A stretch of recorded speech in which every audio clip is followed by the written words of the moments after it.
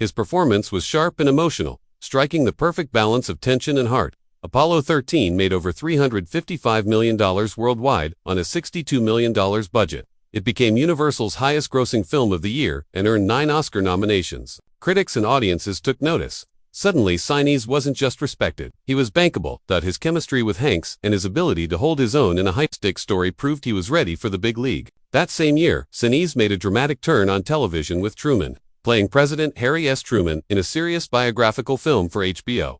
He spent months studying Truman's voice, his walk, his thinking. He even consulted Truman's daughter to get it right. When it aired in September 1995, over 8.6 million viewers tuned in. His performance was praised as one of the most realistic portrayals of a U.S. president ever broadcast. Awards followed. He won a Golden Globe and a Screen Actors Guild Award and earned an Emmy nomination. Sinise had proven he could lead, whether it was in space or in the White House. More importantly, he showed he could carry weighty stories with authenticity. Then came George Wallace in 1997, a role most actors would avoid. Sinise portrayed the controversial Alabama governor, known for his racist policies and political flip-flops. It wasn't an easy character to play, and it wasn't meant to be. The film aired over 2 nights in August and drew more than 21 million viewers. Sinise captured every contradiction in Wallace: his charm, his cruelty, his ambition, and his regret. The performance won him an Emmy in 1998, beating strong contenders like Stanley Tucci. Critics said he brought a disturbing humanity to a divisive figure. It was risky, and it paid off. While television showed his range, Hollywood kept calling.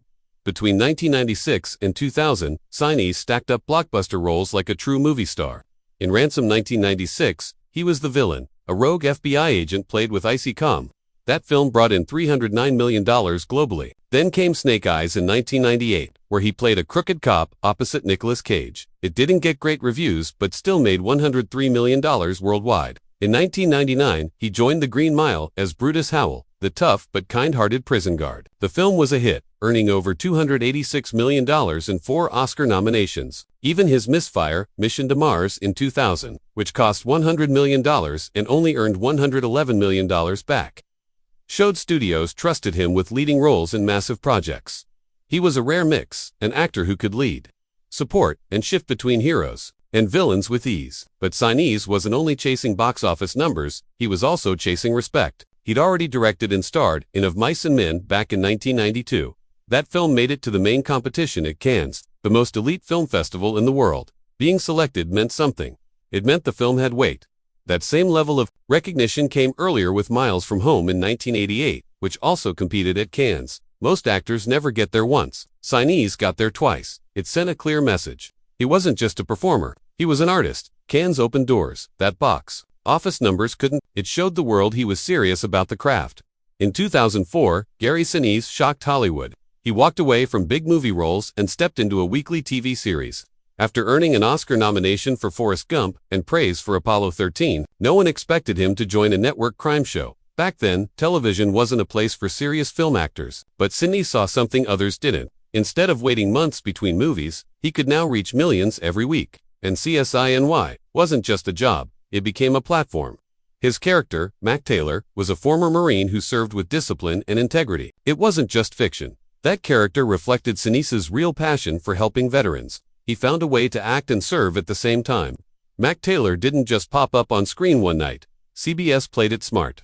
In May 2004, Sinise's character appeared in a special episode of CSI Miami. Mac flew to Florida to track a killer on the run. That single episode introduced him to millions. A year later, the two shows teamed up again with another crossover. This time, a killer was being flown from New York to Miami. These joint episodes weren't just good TV, they were strategy. They warmed audiences up to Mac Taylor before CSI NY launched. Viewers already knew him. They'd seen him work. When the new show started, it didn't feel new at all. That crossover blueprint worked so well, it later became the standard for expanding franchises across network TV. Once the series launched, it didn't slow down. Sinise worked non-stop for 9 years. From 2004 to 2013, he appeared in every one of the show's 197 episodes. Only 3 other actors matched that. They filmed up to 24 episodes a year. Each one took long hours, sometimes 12 to 16 per day. But Sinise didn't just act. By season 2, he became a producer. He even helped write stories. And somehow he kept acting in movies, too, like I Still Believe and Joe Bell. At the same time, he expanded his foundation work. It was exhausting, but it paid off. Later, he admitted that those years let him save up and step back. It gave him the freedom to focus on things that mattered more than fame, and the show itself was a massive hit. Even in its final season, it pulled nearly 10 million viewers. Earlier seasons had even more. That's impressive for a show airing on Friday nights. A tough slot for ratings. For many people, Sinise stopped being Lieutenant Dan. He became Detective Mac Taylor. The show reached audiences far beyond America. It aired in over 200 countries. People everywhere saw this calm, disciplined detective solving crimes. Even before all that, Sinise had already put himself in danger for something bigger than acting. Since 2003, he made 5 trips to war zones, for 2 Iraq and 1 to Afghanistan. These weren't short visits. He didn't just show up for a handshake and a camera. He stayed. He performed concerts in makeshift tents, met wounded soldiers in field hospitals, and traveled with convoys through combat zones. He was there during the height of the war, when every visit came with real risk. Mortar attacks, IED threats, and gunfire weren't just possibilities. They were expected. But he kept showing up, and because of that, the troops trusted him. He wasn't a celebrity playing a role. He was one of them. In 2004, he took that trust and gave it a soundtrack. He formed the Lieutenant Dan Band, named after the character that made him famous. But this wasn't a vanity project. This was a mobile morale machine. The band didn't play safe gigs in air arenas. They went where the soldiers were, in dangerous zones far from home. They played classic rock, pop, and military anthems to raise spirits and offer a break from the stress of war. For many troops, those concerts were the only joy they had all year. And Sinise didn't stop.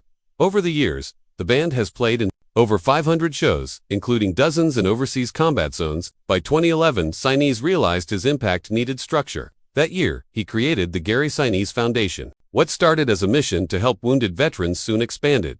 The foundation now builds smart homes tailored to disabled vets, helps first responders, supports military families, and funds mental health programs. They combine entertainment, rehabilitation, and education, all under one mission: to serve and honor those who sacrifice. They've built dozens of homes with adaptive technology designed to help veterans regain control of their lives. The work is personal for Sinise, but it's also professional. He knows how to run an operation, raise funds, and bring people together. He used his fame to create something that will last long after his acting career fades. In the summer of 2018, Gary Sinise's world came crashing down. First came the news that his wife, Moira Harris, had stage 3 breast cancer. She needed surgery, chemotherapy, radiation, the full fight. Gary was devastated. But just as they were bracing for her treatment, another blow hit. On August 8, their 27-year-old son Mac was diagnosed with chordoma, a cancer so rare only about 300 Americans are diagnosed with it each year. It attacked his spine. In the space of 2 months, both his wife and son were fighting for their lives. What started as back pain for Mac quickly turned into something terrifying. When Gary saw the MRI, he said it looked like a monster grabbing my son's spine. That image would never leave him. Chordoma grows silently, often undetected, until it begins doing serious damage. By the time it revealed itself, the tumor was already threatening Mac's ability to walk, and his future was hanging by a thread. But this wasn't the first time Gary's family had been tested. Back in the mid-1990s, as his Hollywood career was soaring after Forrest Gump, his home life was falling apart. Moira was battling alcoholism. Gary tried to hide the bottles, but she kept finding new places to stash them. It got so bad he had to take the kids and leave. Her turning point came in a church basement in Chicago, where a woman urged her to convert to Catholicism. That spiritual moment changed everything. After a 3-month rehab in 1997, Moira got sober, and she stayed that way for more than 20 years. But nothing could prepare them for 2018. While Moira went through rounds of chemo, Gary took on a new role: caretaker and coordinator for both her and Mac. He called himself the air traffic controller.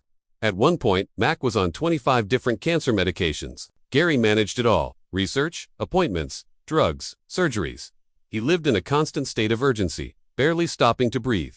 "Have a happy day," he told Mac. "I'll worry about the cancer," but privately he felt helpless. When nothing seemed to work, he'd say a prayer, then go right back to fighting. By 2019, Gary made a heartbreaking decision. He told his team, "I couldn't leave home." That one sentence ended his acting career. He turned down major roles in films and series like Joe Bell and 13 Reasons Why. His career had spanned decades. But now, it came second. Mac came first, then came the worst part. In 2020, the cancer paralyzed Mac from the chest down. He couldn't move, couldn't live independently. Gary became a full-time caregiver. He helped his son with everything: feeding, bathing, medical machines, even lifting him from bed to wheelchair. The emotional weight was crushing. Watching Mac suffer was agony, but giving up was never an option. and still Mac found a way to create. Paralyzed but determined, he strapped a stylus to his hand and used it to compose music on his laptop. One of his pieces, Arctic Circles, stunned everyone. With help from his friend, Oliver Schnee, Mac kept composing, even when his body was failing. His music became his voice. In 2021, Gary moved the foundation's headquarters to Franklin, Tennessee. He needed calm. Mac needed quiet. The new location offered both the foundation, which had raised over $400 million for veterans and first responders, now had a new mission, cancer support. Inspired by Mac's battle, it expanded to help others facing the same nightmare. Then, in July 2023, Mac completed the most important recording of his life. Members of Gary's Lieutenant Dan band came together to record Mac's music. It wasn't just a session, it was a final gift. The recording captured a young man's spirit in full bloom. Even as his body was fading, everyone knew what it meant. Mac was saying goodbye, but on his terms. On January 5, 2024, at 3:25 p.m., Mac passed away after 5 brutal years of fighting. He was 33. His funeral was held on January 23. After his death, Gary found more music, dozens of files on Mac's phone, Dropbox, iPad, songs he wrote in college, unused scores from Gary's foundation, videos, hidden gems. This led to Resurrection and Revival Part 2, a double vinyl release with 17 originals and 2 covers. In total, 19 tracks. The album came out on November 10, 2024. Mac's 34th birthday. Every cent made from those albums now goes to the Gary Sinise Foundation, just as Mac wanted. They're available in special packages starting at $45 and going up to $99 for a deluxe edition signed by Gary himself. What started as a personal outlet for Mac has become a fundraising powerhouse for causes he cared about deeply. For Gary, the healing came from an unexpected place, his grandchildren. After Mac's death, he leaned into being papa to 5 little ones, all between the ages of 1 and 8. They belong to his daughters, Sophie and Ella. He drives them to school. He takes them to trampoline parks. Chuck E. Cheese is now one of his most visited spots. They know they'll get fed a lot of ice cream. Gary admits hugs flow endlessly at Papa's house. And for a man shattered by loss, this love has become his anchor. The family had moved to Tennessee in 2023. It was cheaper, quieter, and closer to military bases. Another reason that mattered deeply to Gary. After losing his acting income, the move made sense. But more than that, it brought him physically closer to his daughters and grandchildren. This is my favorite role now, he says. Not actor, not celebrity, just Papa. But that doesn't mean Gary's story has ended. His foundation, which started in 2011 to support veterans and first responders, has grown. Mac single quotes as long illness changed its mission. Cancer support is now part of its work. That shift wasn't just symbolic, it was personal. Mac had contributed music for the foundation's projects for years. He was deeply involved and planned to become a leader in it. After his passing, his albums began fueling the same mission he once dreamed of leading. Since its creation, the foundation has raised over $400 million.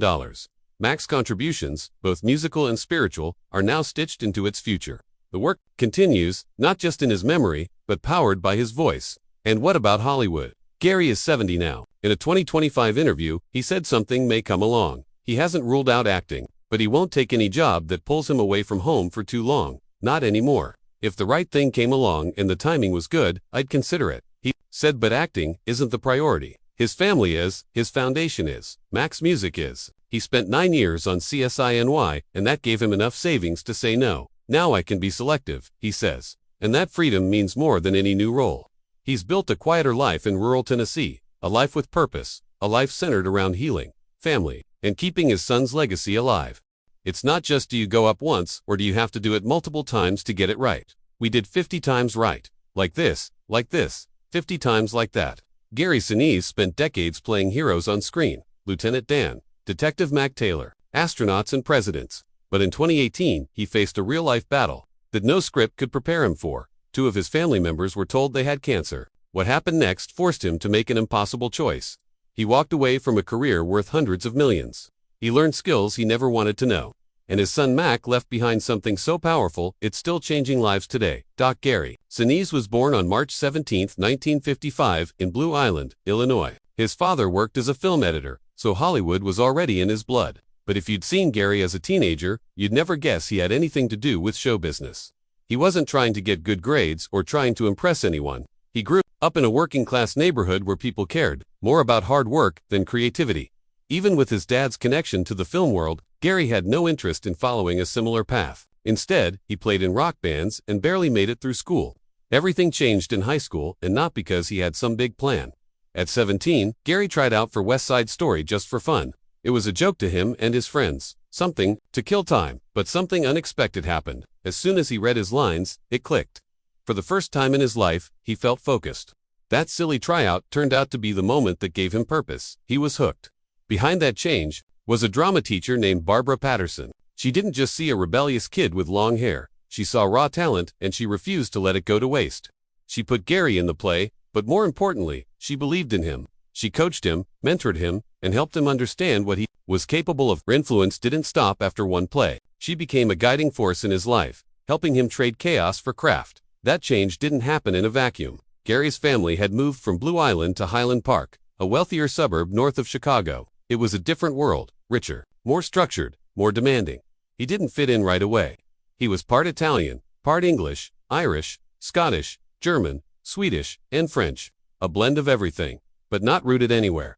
That discomfort pushed him further into rebellion, but it also helped him understand people better. And that skill, understanding people, would later make him such a powerful actor. By 1973, Gary was a high school graduate, or more accurately, he finished as part of the class of 1973 and a half. Just a few months later, he made a crazy move. At 18, he and two friends, Rick Argosh and Leslie Wilson, started a theater company. No money, no fame, just three teenagers, a play called And Miss Reardon Drinks a Little, and a rented church hall in Deerfield. They called the group Steppenwolf, named after a book one of them happened to be reading. By 1975, they found a loophole and took over the name of a failed theater company to save money on registration. In 1976, they moved into the basement of a Catholic church in Highland Park. It was cramped and cold with barely any equipment, but it became their training ground. Future stars like John Malkovich and Laurie Metcalf joined. They didn't have red carpets or big budgets, just raw talent and grit.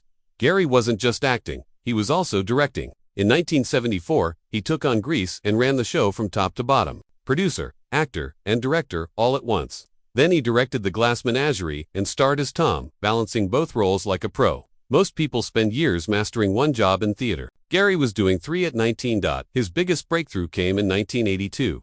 Gary directed and co-starred in True West with Malkovich. It wasn't just another play. It was the moment Steppenwolf exploded beyond Chicago. They took the show to New York. Critics loved it. Gary won an Obie Award for Best Director. He was only 27. The rebellious teen who almost flunked out of school was now being honored as one of the best young directors in the country. However, Gary's Hollywood journey was far from easy. In 1979, Gary Sinise thought he was ready to take over Hollywood. He was only 24, but he'd already co-founded Chicago's Steppenwolf Theater Company and earned a solid reputation on stage. He believed he'd be the next James Dean. So he packed up and moved to Los Angeles, full of confidence and hope.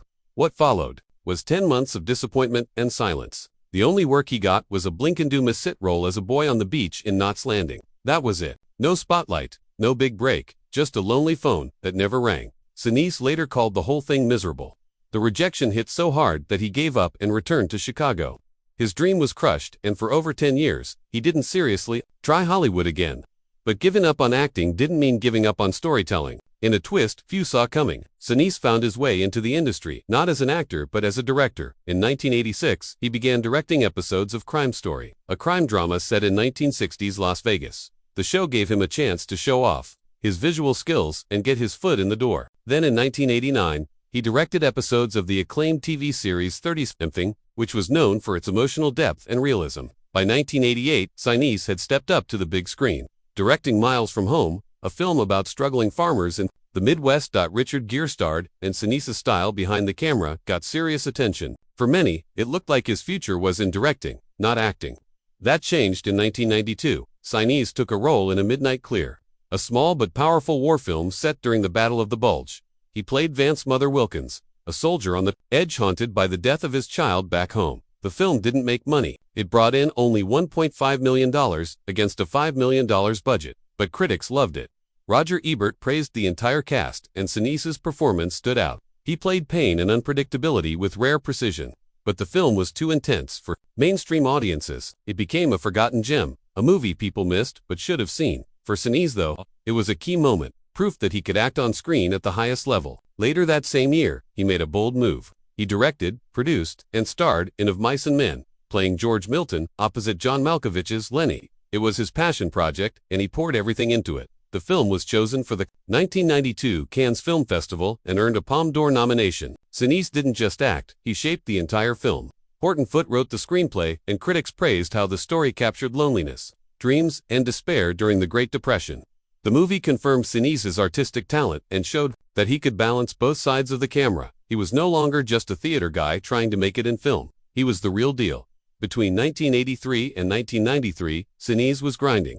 He wasn't yet a star, but he was earning respect. He kept working, with Steppenwolf in Chicago, doing plays like True West, alongside John Malkovich. That performance was so raw, it was recorded for PBS. He also earned Tony nominations for both acting and directing, gaining credibility in the theater world while still pushing toward film. He stayed patient. When asked about the long road, Sinise said, "Careers like rockets don't always take off on time. The trick is to always keep the engine running." That quiet determination would finally pay off. In 1994, Sinise starred in the miniseries The Stand, based on Stephen King's apocalyptic novel. He played Stu Redman, a survivor in a world destroyed by plague. The series aired on ABC and ran for over 6 hours. It was intense, dramatic, and gave Sinise a platform to show just how much he'd grown.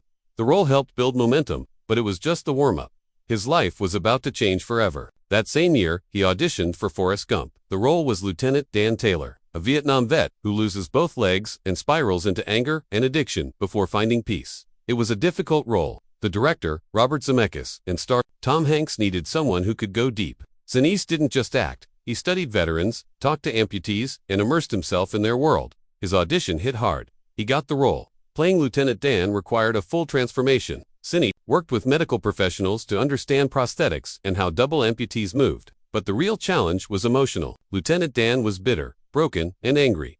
Scenes had to show all of it: the rage, the sorrow, and finally the acceptance. The performance was unforgettable. Critics praised it, audiences connected with it, and veterans saw themselves in it. The film was a global hit, and Sinise's role became iconic. In the mid-90s, Gary Sinise wasn't just rising. He was exploding into the top ranks of Hollywood. After years of building respect on stage and in smaller roles, 1995 changed everything. That year, he reunited with Tom Hanks in Apollo 13. The film told the gripping real-life story of NASA's troubled moon mission, and Sinise played astronaut Ken Mattingly, the grounded team member who worked furiously from Earth to help save the crew.